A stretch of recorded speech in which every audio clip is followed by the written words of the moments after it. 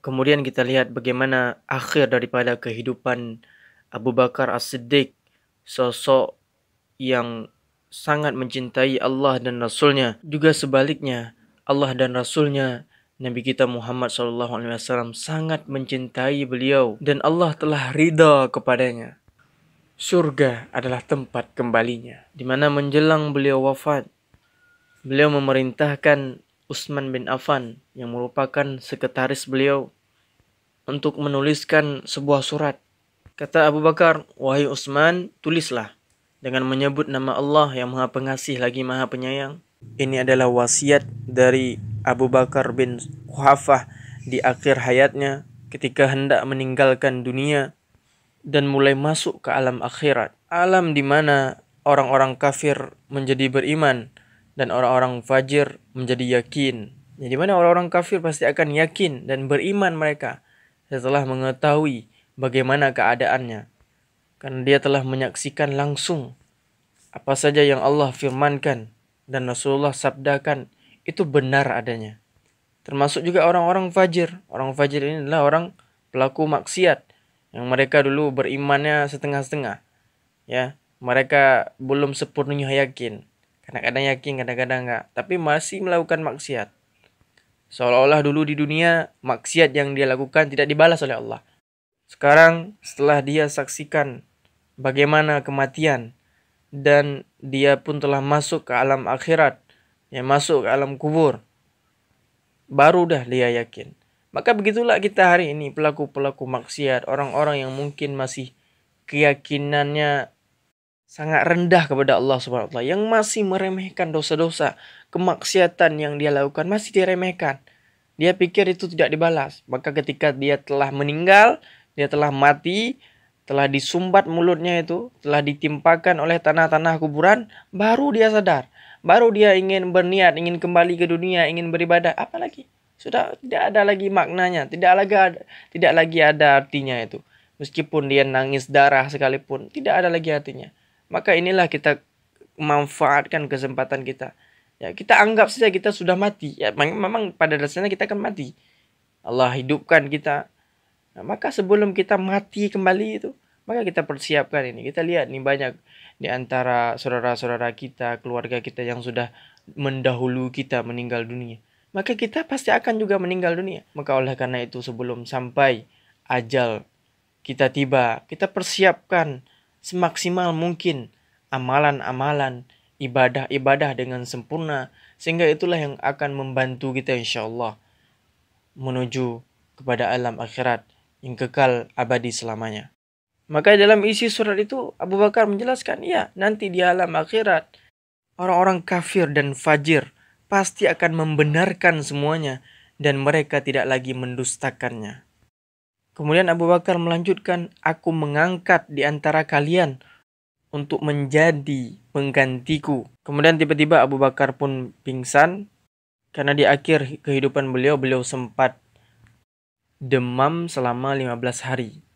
Dan sebagian ulama sejarah mengatakan bahwasanya beliau demam ini merupakan pengaruh dari sengatan binatang berbisa yang ketika beliau mendampingi Rasulullah SAW di dalam Gua Thur, yang pada serial sebelumnya telah kita jelaskan bahwasanya Abu Bakar menutup ya celah lubang-lubang yang tersisa dengan kaki beliau, sehingga di sana keluarlah binatang berbisa sehingga tersengatlah kaki beliau, dan Allah pun ingin menutup kehidupan beliau dengan pahala yang besar dengan wasilah sengatan binatang berbisa ini.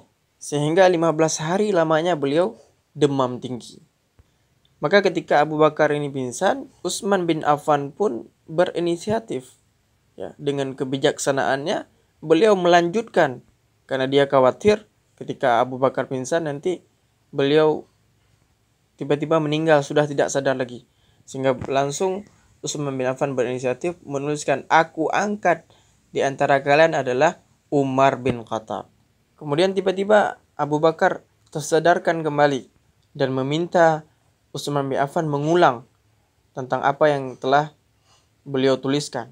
Saat diulang, ya, Tersebutlah bahwasanya telah aku angkat di antara kalian Umar bin Khattab.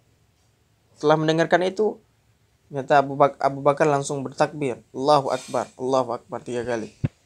Seraya berkata seolah-olah setuju. Dan itu memang tujuannya. Benar wahai engkau Utsman, apa yang merupakan kebijakan beliau, ya merupakan kebijakanmu tadi, menuliskan Umar bin Khattab, itu sesuai dengan apa yang akan aku sampaikan. Namun tiba-tiba aku pingsan.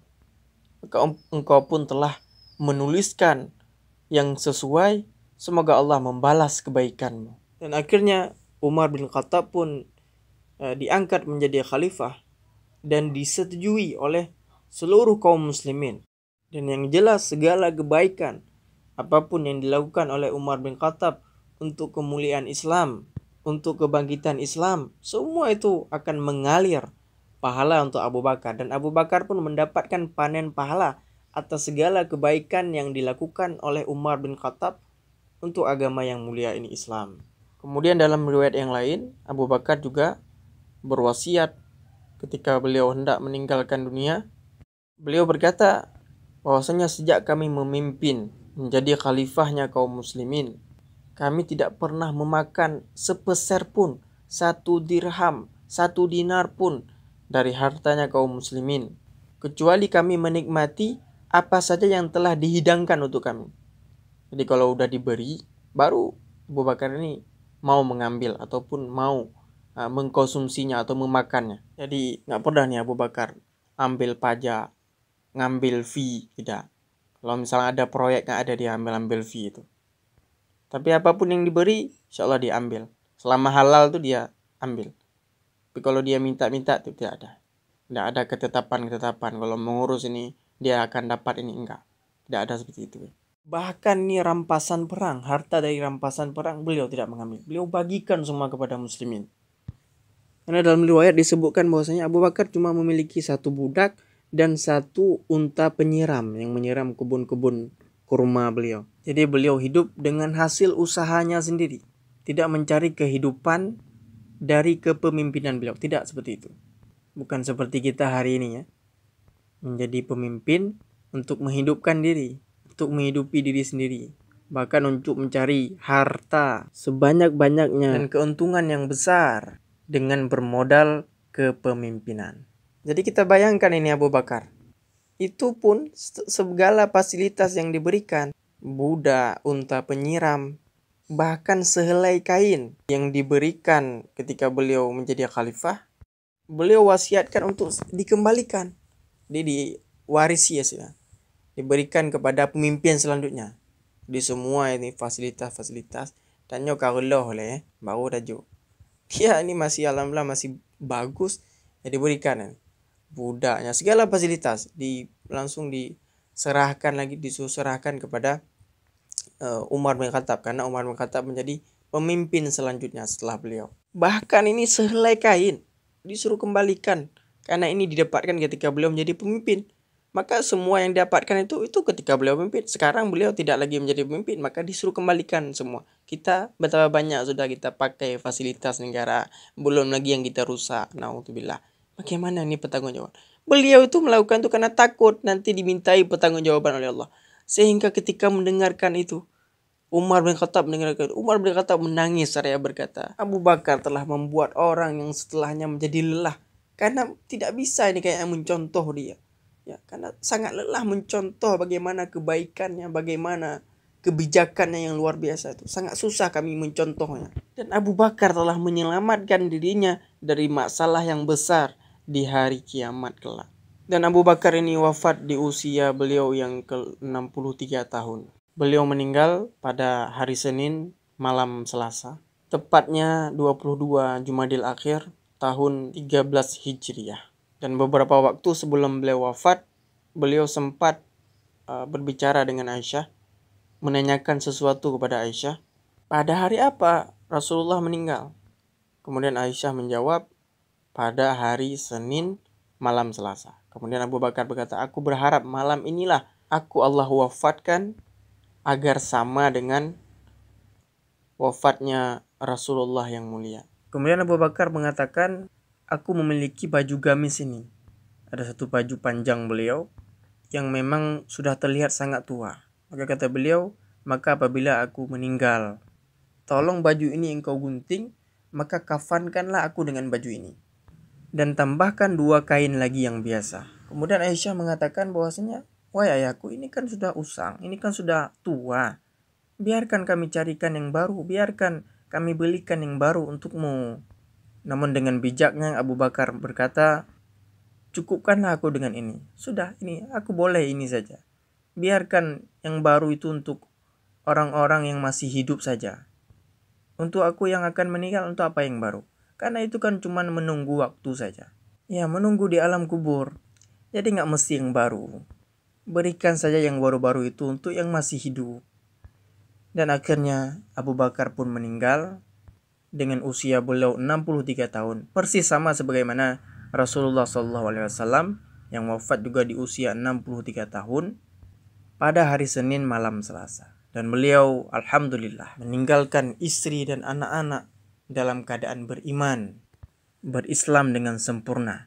Bahkan juga ayah beliau, orang tua beliau, ayah dan ibu beliau juga alhamdulillah telah masuk Islam, telah berislam dengan sempurna. Maka inilah harapan orang tua. Ketika kita sebelum meninggalkan dunia ini, maka perlulah kita mendidik anak-anak kita lebih baik.